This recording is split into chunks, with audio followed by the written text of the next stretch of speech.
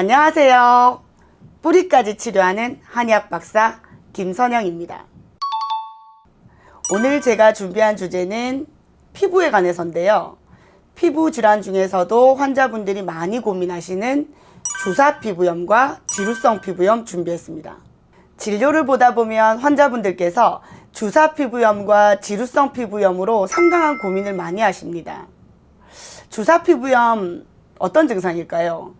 이미 주사피부염으로 마음고생을 하고 계시는 환자분들께서는 잘 아실 텐데요. 주사피부염과 지루성 피부염을 혼동하시고 잘 분간을 못하시는 환자분들이 계십니다. 의사들도 간혹 그런 경우가 있는데요. 오늘은 주사피부염과 지루성 피부염의 감별점을 알아보고 치료할 때 어떻게 달리해야 되는지도 알아보겠습니다. 자, 먼저 주사피부염부터 알아볼까요? 주사피부염에 붙은 주사에 대해서 먼저 알아볼게요. 주사비라고 혹시 들어보셨나요? 주사비라는 말이 어려우시면 우리 어릴 때 동네에 술 많이 드시던 할아버지들 코만 빨갛게 이렇게 피부색이 변색이 되셔가지고 동네에 많이 보이시는 할아버지들 보셨을 텐데요. 코 빨간 할아버지들처럼 코만 빨간 게 아니라 코 위에 이마, 코를 중심으로 코 주변부 피부까지 이렇게 구름처럼 뻘겋게 변해져 있는 증상이 주사피부염입니다. 빨갛기만 한 게 아니라 모세혈관이 많이 확장이 돼 있고 열감이 있고 고름이 동반되고 어떤 분들은 진물도 나기도 하고 많이 간지럽기도 해요. 보통 한의원에 오시는 주사피부염 환자들은 처음부터 한의원에 오시는 경우는 없습니다. 거의 없어요. 거의 없고 비교적 또 이제 이 질환을 앓으신 기간이 긴 환자분들이 많으신데요. 그 이유는 뭐냐면은 이렇게 얼굴에 피부색의 변화가 일어나고 진물이 나고 고름이 잡히면 처음부터 한의원 오실 생각을 못 하시죠, 당연히. 어디 가실까요? 피부과에 가십니다. 저라도 피부과에 갈 것 같아요. 근데 피부과에서 스테로이드제나 항히스타민제를 써보다가 스테로이드를 쓰면 일시적으로 증상이 가라앉는데 리바운드 현상, 반동 현상 때문에 다시 곧 뻘개집니다. 근데 뻘개지면서 올라올 때 원래의 부위보다 조금 더 넓게 올라와요. 이거를 갖다가 몇 년간 반복을 해보시다가 스테로이드를 써도 더 심해지기만 하고 피부과에서도 스테로이드는 장기간 복용하는 약이 아니라고 한다. 어떻게 치료해야 되나요? 인터넷을 검색해보거나 이런저런 자료를 찾아보니까 한방에서 주사피부염이 잘 치료가 되던데 라고 이제 진료 오시거든요. 근데 오시면 하시는 말씀이 제 피부가 지루성 피부염도 있나요? 이렇게 얘기를 하십니다. 지루성 피부염과 주사피부염의 차이점은 주사피부염은 아까 말씀드렸다시피 이렇게 구름처럼 경계가 명확하진 않으면서 벌겋게 전체적으로 이렇게 올라오는 거고 지루성 피부염은 동글동글하게 올라와요. 작게는 몇 미리, 크게는 몇 센치에 가깝게 동그란 부위가 명확하게 있습니다. 보통 이제 같이 있는 분도 계시고요. 지루성 피부염과 주사피부염이 단독으로 있는 분들도 계신데 증상이 심해져서 오시는 분들은 보통 같이 있는 경우가 많아요. 그래서 환자분들이 어떤 데는 진료 보러 가니까는 나보고 주사피부염이라 한다. 또 어떤 데는 지루성 피부염이라고 한다. 나는 도대체 어디에 속하냐 이렇게 얘기를 하시는데 한의원에 오셨을 때 이제 환자분이 주사피부염과 지루성 피부염을 앓았던 기간을 일단 체크를 합니다.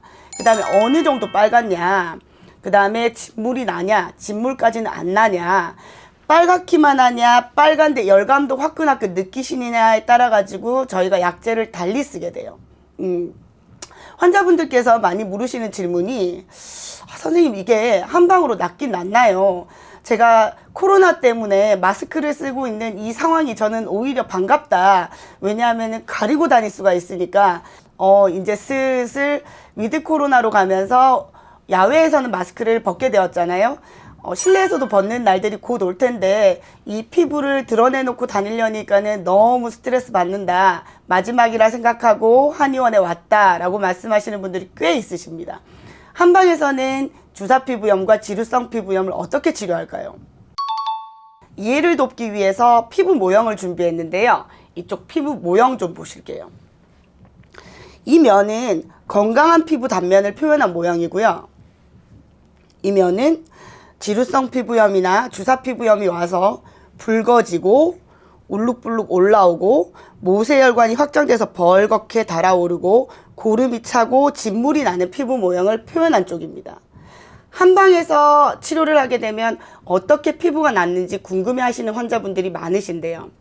예를 들어 여기가 붉다, 열감이 심하고 모세혈관이 많이 확장돼 있다. 이게 1번인 경우에는 이 모세혈관을 튼튼하게 만들어서 이렇게 잔발이 뻗어 있는 모세혈관을 건강한 혈관만 남기고 잔 가지가 처진 모세혈관 아래쪽으로 내리는 약재를 쓰게 됩니다. 대표적인 약재가 금은화, 형계, 방풍 같은 약재고요. 이 안에 고름이 차는 부분들, 고름이 차고 농이 차는 부분에서 고름을 빼내고 배농시키는 약재가 조각자, 석고 같은 약재들이 있어요. 황금, 황련도 항염증 작용을 하고요. 항생제를 오래 드셨던 환자분들이 항생제를 오래 먹어도 낫질 않는다, 그리고 속만 쓰리다 라는 말씀을 많이 하시는데, 항생제를 써도 항생제가 작용하는 아주 장기간 작용하면은 뭐 2, 3일 작용할 수도 있는데, 그 기간 동안은 이제 고름이 좀 적게 생기다가 약의 기운이 떨어지고 나면 또 곧장 고름이 차요. 근데 한방 쪽에서 치료를 할 때는 이 약재들이 이 고름이 자꾸 차고 있는 이 기능 자체를 근본적으로 개선시키는 작용을 하기 때문에 한약을 먹을 때만 좋아지다가 한약을 끊고 나면 다시 심해지고 재발되고 그런 우려를 하지 않으셔도 된답니다. 환자분들께서 제가 선생님 3, 4년 동안이나 고생을 했는데 7, 8년 동안이나 고생을 했는데 이렇게 단기간에 치료가 되니까 정말 놀랍다, 정말 어메이징하다, 이런 말씀들을 꽤 하시는데요. 한방에서 피부 치료할 때 저도 너무 신기할 때가 많습니다.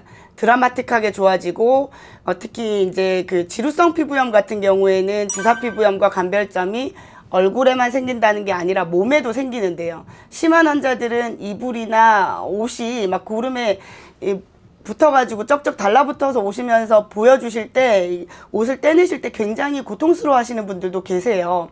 그런데 고름이 싹 들어가고 진물이 싹 들어가고 피부가 깨끗해지는 걸 보면 저희도 굉장히 보람이 있는데요. 오랜 피부과 치료 또는 뭐 민간요법 등을 해보셨는데도 낫지 않아서 상심해서 오시는 분들 상당히 많으세요. 과연 낫기는 할까? 내가 이 피부로 평생 살아야 되는 건 아닌가 걱정들을 많이 하시는데, 한방 치료 경험이 없으시다면 피부를 잘 보는 한의원에 가셔서 치료를 꼭 시도해 보시길 바랍니다. 깨끗하고 건강한 피부로 돌아가실 수 있답니다. 제가 오늘 준비해온 주제, 주사 피부염과 지루성 피부염의 한방 치료, 여러분들께 좀 도움이 되셨나 모르겠습니다. 날씨가 더워지면 고온 현상이 생길 때는 아무래도 피부 치료가 좀 더딥니다.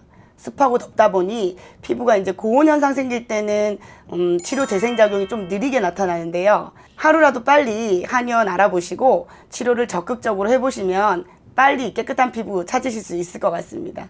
다음에 또 유익한 주제로 찾아뵙겠습니다. 안녕!